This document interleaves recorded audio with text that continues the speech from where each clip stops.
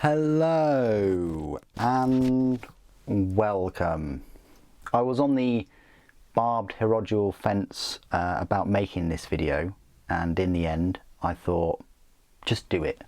Why not?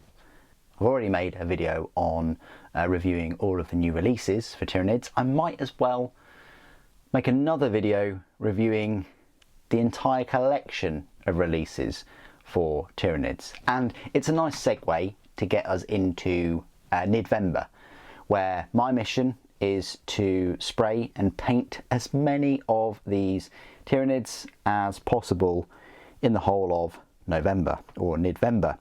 You know, the spooky October, towards the end of October, has ended, or it will end, and we're now onto some science fiction alien stuff. You know, the nights are getting longer, there's darkness all around. We might as well reach for the stars and bask in the glow of billions upon billions of burning gas giants from thousands and millions of light years away. Why not? And we can do that by painting some small plastic miniatures from Games Workshop in the form of these Tyranids. If you want to know what my opinions are of like the new releases individually, you might as well go back to the other review and watch those, because I talk a bit more in depth. In this video I will be covering everything that you see here with more of a, you know, gas giant rounded sort of opinion and view of all of this new release for Tyranids. So I've kind of combined the Leviathan Tyranid box set army review with all of the other Tyranid single releases review into one video for your unpainted grey miniature viewing pleasure, until we get to Nidvember, that is. So what I will do is I'll be reaching my arms aren't that long, I mean that's as far as I can get them, you know, but just gives you an idea of how far back the camera is to fit it all in. I will be, you know, reaching over and picking some models up and, you know, giving you my opinions and things. We might as well just start with the elephant in the room, to copy my previous video, with the Norn Emissary. I actually have to get up and move about to pick this one up now because I'm so far away. But yeah, the Norn Emissary, fantastic model. Not many parts, but quite straightforward to put together and build. It's not easy to build, you know, like an easy build kit, I mean, but it's a nice little project. And the thing is, you don't even need to collect Tyranids to get this model. I mean, yeah, sure, it helps if you've got a Tyranid army and things, but if you just like the look of this Tyranid creature, go for it. If you can get hold of it, that is. I think they're out of stock right now, but if you get it for like 20% off or something, it only costs you about 50 quid, which I think is not too bad. It's a bit smaller than you might think. You know, if you're coming into this thinking that it's going to be same size as an Imperial Knight, well, you'll be disappointed. It's not even as big as the Dimachieron, and even that isn't Knight size.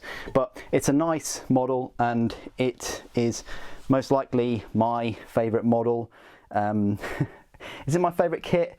I still think the Lictor kit is my favourite one, but this is a very close second. But my overall favourite model in the whole release is the Norn Emissary. I really like it for the reasons I mentioned, and also it doesn't take too long to build, so you know you can get into painting that quite quick.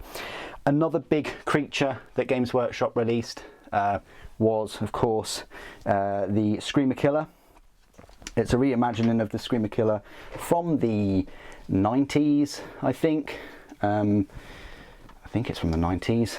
It was a metal miniature, and it put the absolute fear of God up me, because it was not because it was metal and my opponent could throw.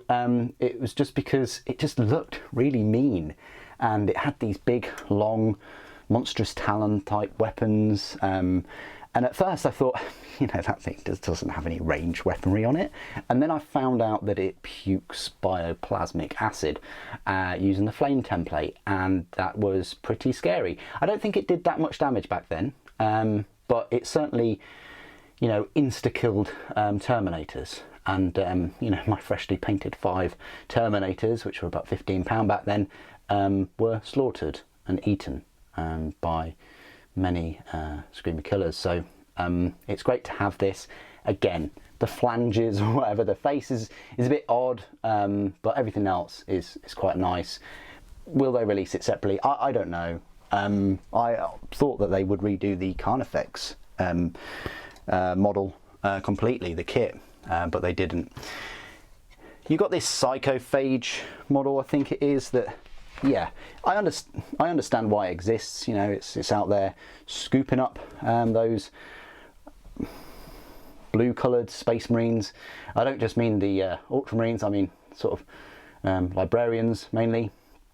It's one of these that thrives on digesting psychic entities and things, so yeah, it's all right.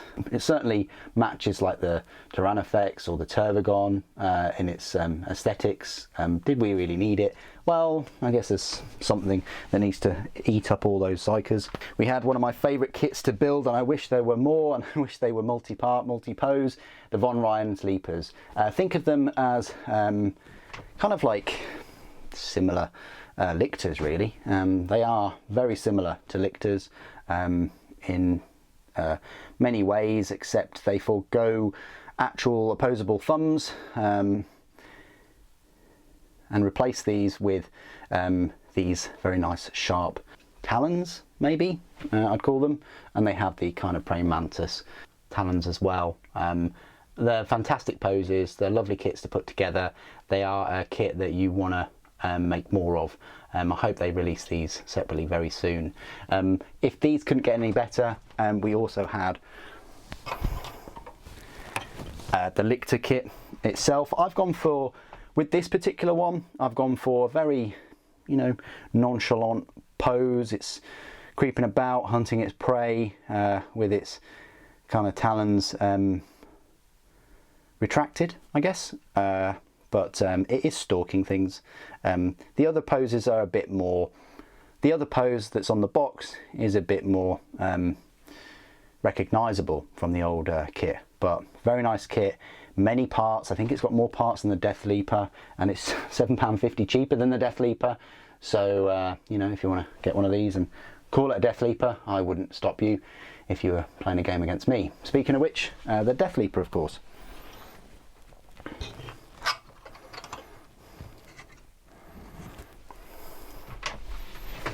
Right here, I thought it was a bit of a Marmite model because of that skirt.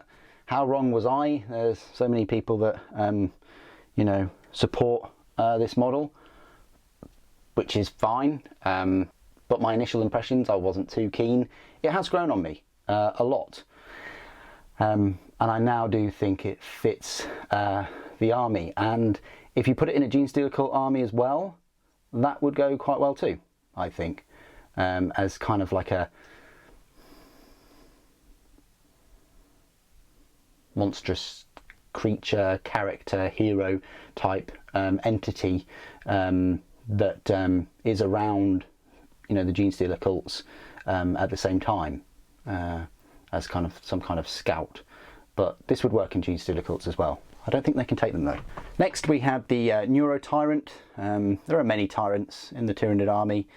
Hive Tyrants, Winged Hive Tyrants, Tyrant Broods. We've got a Neuro Tyrant, which is essentially like a big brain bug with multiple brains and mucoids or whatever they're called hanging off of it. It's a big Psyker type Zoanthrope, yeah, boss.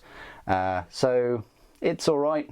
This whole release has focused a lot on kind of octopus type crab creatures, especially when you look a little bit closer to the lictors with their kind of mandibles and things and feeder tendrils.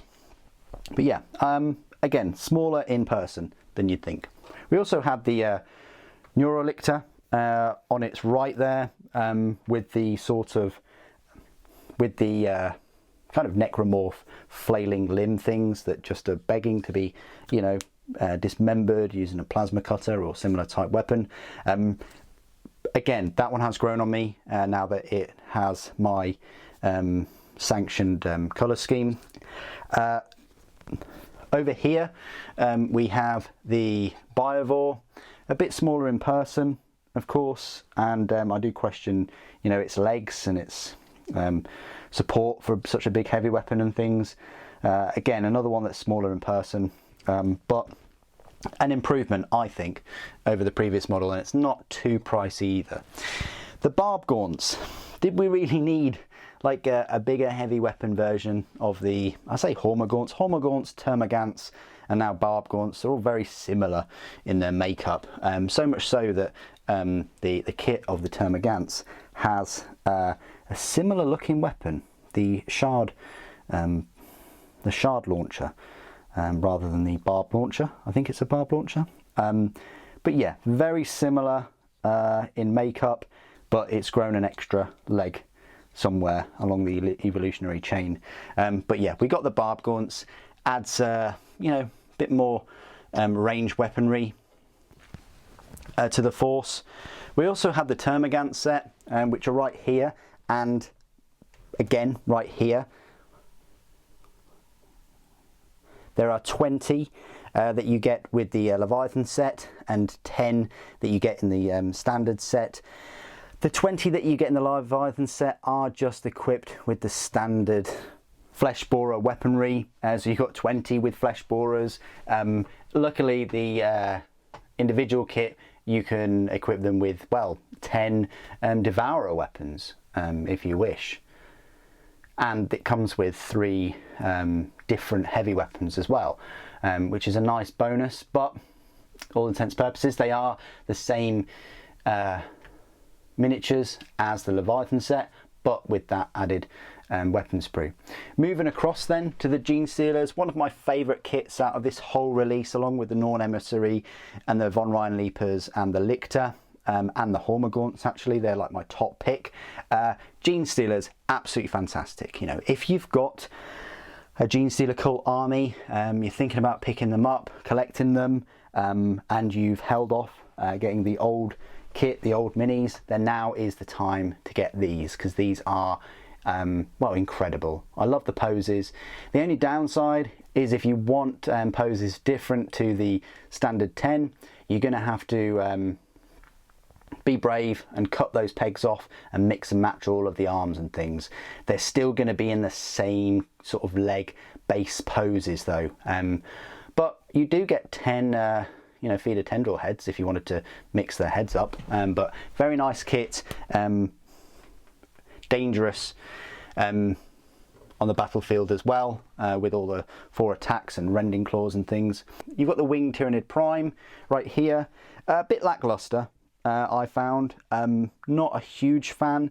Maybe it's something to do with the wings, you know, because it's landed and the wings are furled up. I didn't really ever gel with this mini. Thought it wasn't big either. Definitely not like a Hive Tyrant, you know, and it's the fact that there's such a disparity between this and the Screamer Killer, that the Screamer Killer kind of steals the show for the Leviathan box set. But that is the new HQ that we received. The Hive Tyrant and the Winged Hive Tyrant and the Swarm Lord, and obviously the Norn Emissary, are still incredible miniatures if you go for them instead. And that's the issue with the HQ choices, is that there are so many other options that you can pick for Tyranids. You know, not like Space Marines, where they're all Space Marines. You know, they're all, oh, it's a captain, or it's a captain with a jump pack, a captain in Terminator armour. You know, I like the variety with Tyranids. So if anything, you know, that Tyranid Prime does give you variety as a smaller winged HQ unit, rather than like a Hive Tyrant, which is undoubtedly going to draw a lot of fire. Moving over to the last unit I haven't really talked about, and that is the Hormagaunts. Over here, one of my favourite kits out of this set. I didn't really have much hopes for the Hormagaunts at all. I didn't get any in any of the other editions. I didn't really collect Tyranids in any of the other editions, but they were always, I found, lacking, even compared to Termagants.